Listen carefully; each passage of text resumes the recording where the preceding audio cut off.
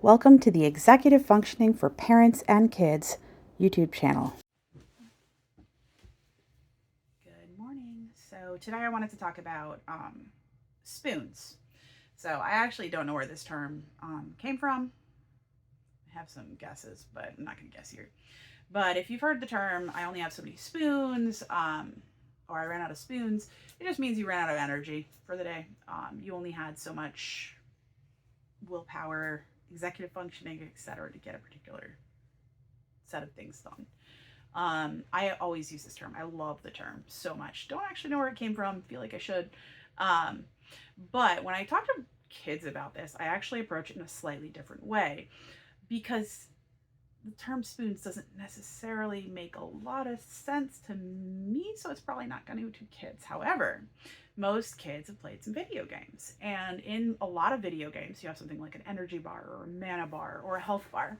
Now a health bar is your hit points, which is like, okay, you get so much blood or whatever, and if you get hit, you take 5 points of damage, and if you only have 10 points of damage, it's half your health. You start to get tired, blah blah blah.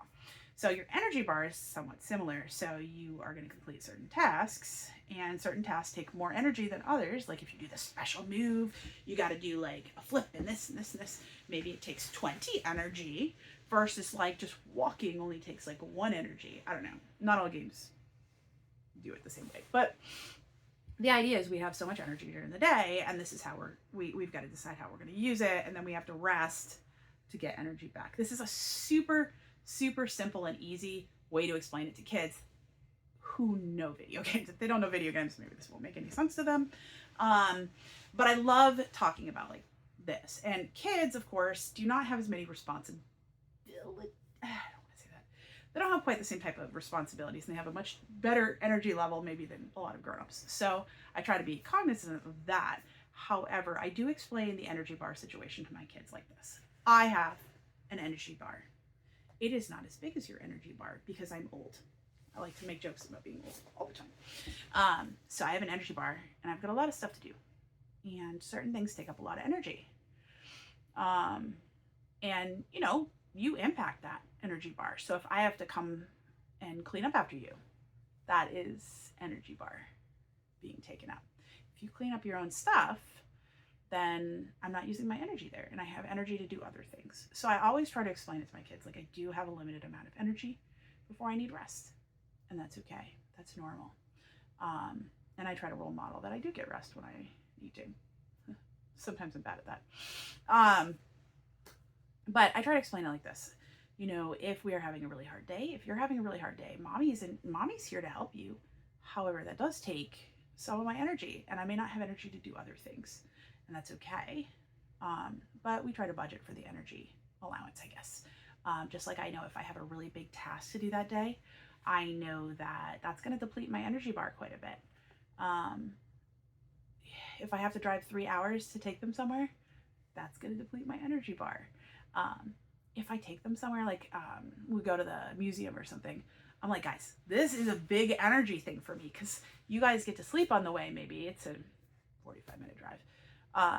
But I have to drive, and it takes a lot of energy because driving into any of the cities sucks. So I'm having the energy for the drive there, the drive back, and then I also have to make sure 3 kids don't get lost in a museum. So there's the energy depletion there as well. So when we get home and you're like, why won't you play with me? The energy bar's been used, and like whatever's left I might need to use to make dinner for the evening, or to pay some bills, or do some work, whatever I have to do. So I try to explain it to my kids like this, because I want them to understand that we are adults, but we are also limited in what we can do. I want them to understand that everything takes energy. Everything does, and requires rest after we expend too much of it.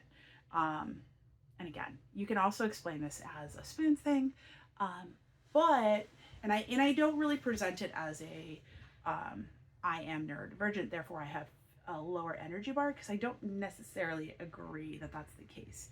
My ADHD makes me have a pretty large energy bar compared to a lot of people. It's just all over the place, and I have a lot of stuff on my list that takes up energy, because of course I have like a million hyperfixations. and run 3 businesses. Like, I don't know. I don't have any business to be doing all this. There's too many things. But that's what I do. It's my ADHD thing. So I don't present it like a neurodiversity thing. I present it like a human thing. We are all human. We all have an energy bar. Maybe some people have a larger bar than others. Maybe some of us, the walking across the room might take up a bigger energy bar than writing a thesis. And that's just normal. Like, everyone's a little different for that. Like, we all have different things that take up different amounts of energy. Me going to the store and being around people, I'm an introvert. I'm an ADHD introvert too. So like, when I go to a store, I'm just like, squirrel. It's exhausting. Like, I leave the store like just absolutely exhausted. And if I have to socialize with anyone, I'm even more exhausted. So that is a really big energy bar for me. People are like, why don't you just go shopping? I'm like, because it's a lot for me. It is my energy bar for the day. That's all I got. Versus other people, like, they love going shopping. This energizes them. They have so much fun. They get home, they got lots of energy to do other things. Like, no, that was it for the day for me. So we're all a little different, and that's okay. And again, this is, I try to, I don't know, I guess I don't really see neurodiversity as being super abnormal. Like, I think we're all diverse in some ways, and everyone has a little bit of different energy level and different numbers that work for us. Like, I could write a thesis and I could sit and write a paper for hours and pretty happy about it if it's on a topic I'm interested in. Wouldn't take a huge amount of energy. I mean, it would take a lot of energy, but like, you know what I mean? Like, relative to going to the store, I would rather write the thesis. I often joke that I will build things from scratch rather than go to the store and try to find something that I'm not sure what I need, or that I can find it.